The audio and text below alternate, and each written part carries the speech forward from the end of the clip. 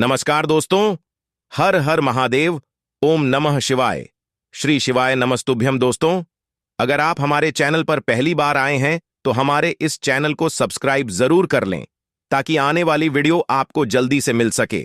दोस्तों, जैसा कि चैत्र नवरात्रि के दौरान कन्या पूजन का विशेष महत्व है, कन्याओं के पूजने के दौरान किन गलतियों को करने से आपको बचना चाहिए, इसके बारे में आज हम आपको अपने वीडियो में जानकारी देंगे। साथ ही साथ आज हमने इस वीडियो में पूज्य गुरुजी द्वारा बताए गए कुछ विशेष उपाय आपको बताए हैं जो आपको अवश्य करने हैं। इस वीडियो को ध्यान से देखें, पूरा सुने, आधा अधूरा सुनने से कोई लाभ नहीं होगा। चलो चलते हैं, सुनते हैं। नमस्कार दोस्तों, जय माता दी, हर हर महादेव, ओम नमः शिवाय, श्री शिवाय नमस्तुभ्यं। जैसा कि दोस्तों आप सबको पता है, नवरात्रि के दौरान माता के भक्त कन्या पूजन करते हैं। माना जाता है कि कन्याओं का पूजन करने से माता का आशीर्वाद भक्तों को प्राप्त होता है। भारत में कई जगह कन्या पूजन नवरात्रि की अष्टमी तिथि के दिन होता है, वहीं कहीं कहीं नवमी तिथि के दिन भी कन्या पूजन किया जाता है। आज हम आपको बताएंगे कि अगर आप भी नवरात्रि के दौरान कन्या पूजन करने वाले हैं तो किन गलतियों को करने से आपको बचना चाहिए।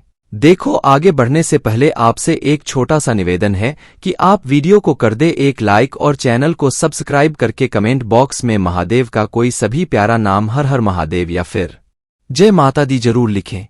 नवरात्रि में कन्या पूजन के दौरान न करें ये गलतियां, बहुत ध्यान से सुने।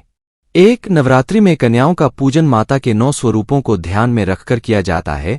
9 कन्याएं 9 देवियों का प्रतीक होती हैं, इसलिए कन्या पूजन के दिन उनके आने से पूर्व ही आपको उस स्थान की सफाई कर देनी चाहिए जहां आप उनको बैठाएंगे।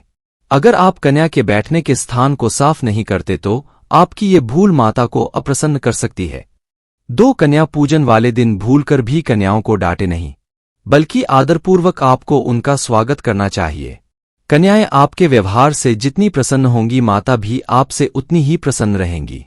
3. कन्याओं के आते ही उन्हें तुरंत आसन पर आपको नहीं बैठाना चाहिए। सबसे पहले उनके पैर आपको अपने हाथों से धोने चाहिए और उसके बाद पैर पोंछकर उन्हें आसन तक ले जाना चाहिए।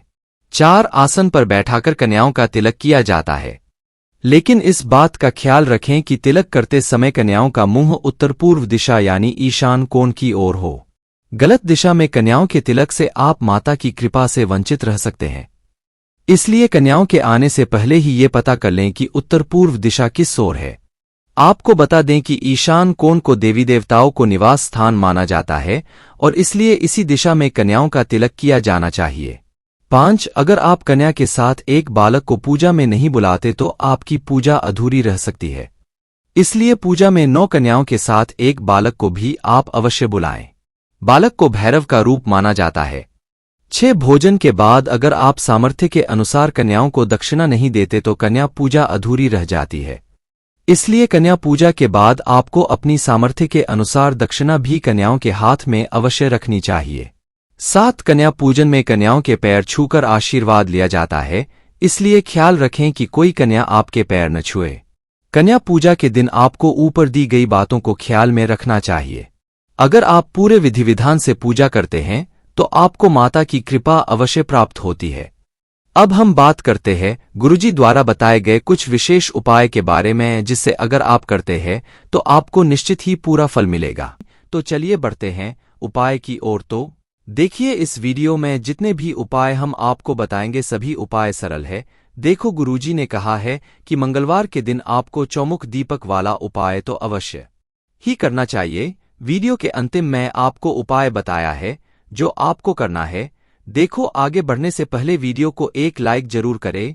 देखो, सबसे पहला उपाय, यदि आपके जीवन में कर्ज बहुत अधिक है, आपके जीवन में संकट बहुत अधिक रहते हैं, आपके ऊपर बहुत अधिक विपदा आ रही है, बार बार आपको अपने व्यापार में और अपने धन में हानि देखने को मिल रही है, यानी कि आपको प्रत्येक कार्य में हानि हो रही है, तो आपको यह उपाय करना चाहिए।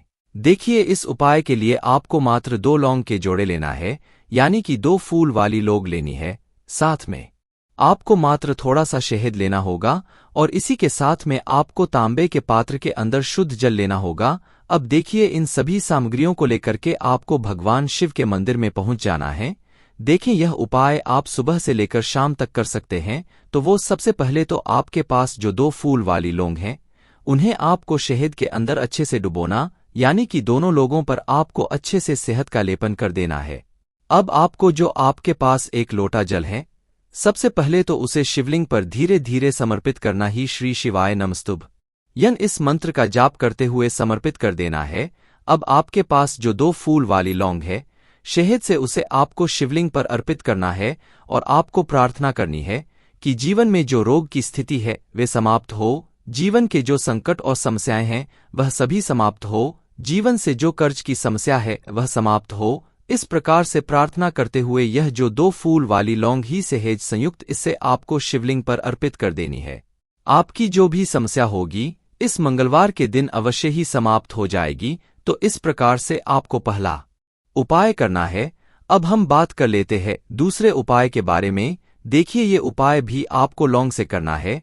आपको मात्र 1 फूल वाली लौंग लेनी होगी, लेकिन जब भी आपको ऐसा लगने लगे कि जीवन में बहुत अधिक संकट एक साथ आ गए हैं, जीवन में क्या चल रहा है आपको स्वयं को समझ में नहीं आ रहा है, यानी कि जीवन में कर्ज की स्थिति बनी हुई है, जीवन में जो तनाव है बहुत अधिक चल रहा है, तो देखिए आपको 1 फूल वाली लौंग लेनी है और इसी के साथ में आपको मात्र 1 तांबे के पात्र के अंदर शुद्ध जल लेना है।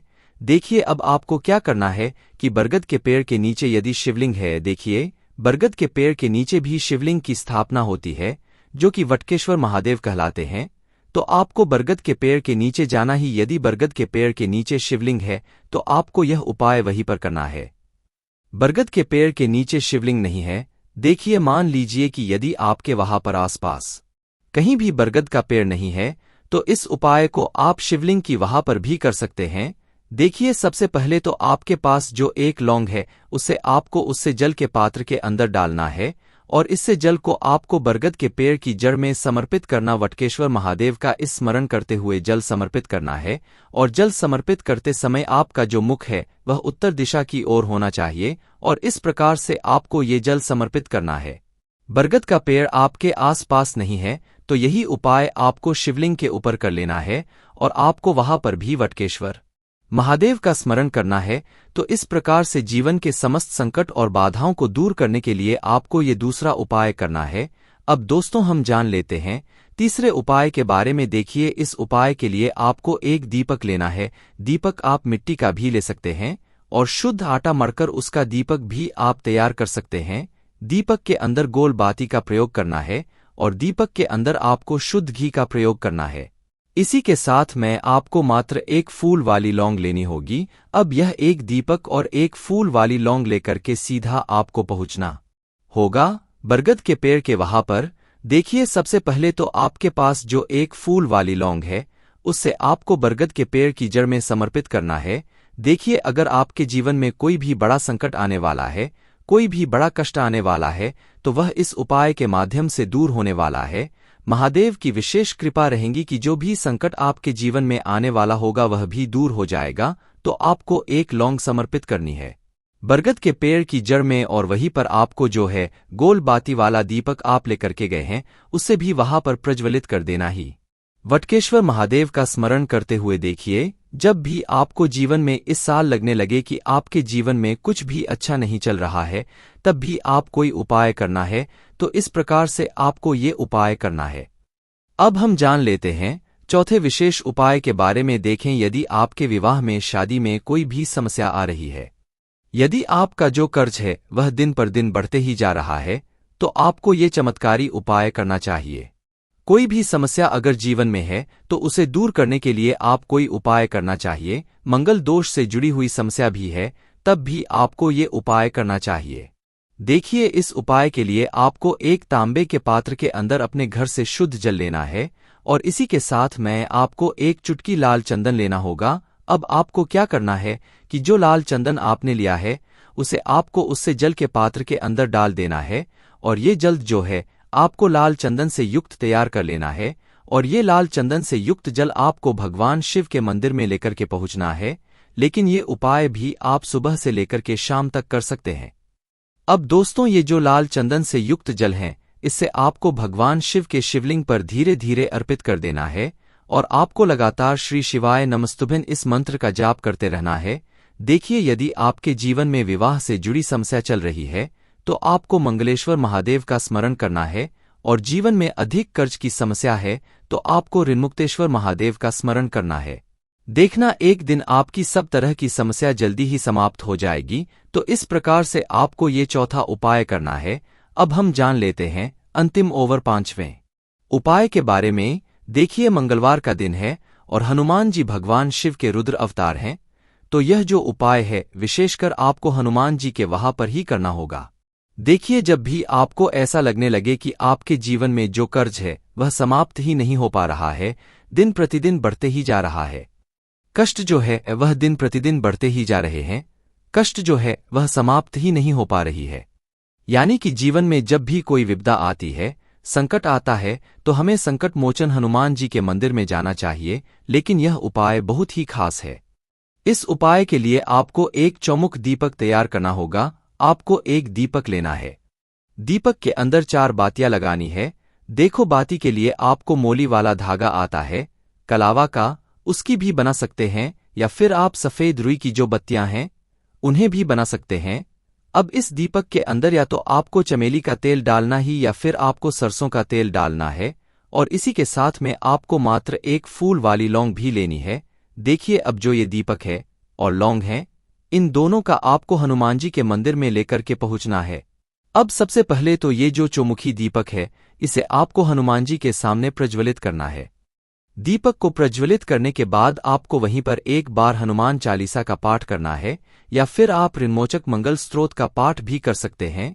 अब आपके पास जो एक फूल वाली लौंग है, उनसे आपको अपने सीधे हाथ में रखना है। आपको प्रार्थना करनी है हनुमान जी से कि जीवन की जो भी संकट है, विपदा है, वो सभी आपकी कृपा से दूर हो, और ये जो एक लौंग है इसे भी आपको उससे चौमुखी दीपक के अंदर डाल देनी है। तो इस प्रकार से ये सुंदर सा और सरल सा उपाय करना है। देखो, आज की वीडियो में हमने आपको जितने भी उपाय बताए हैं, सभी उपाय बहुत ही सरल है जो आपको करने हैं।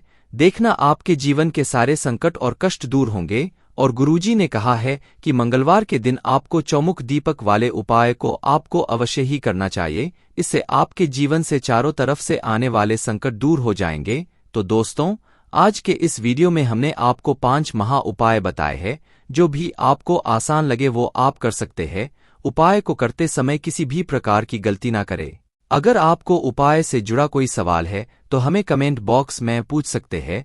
अगर आपको हमारी वीडियो पसंद आए तो हमारे इस चैनल को सब्सक्राइब जरूर करें।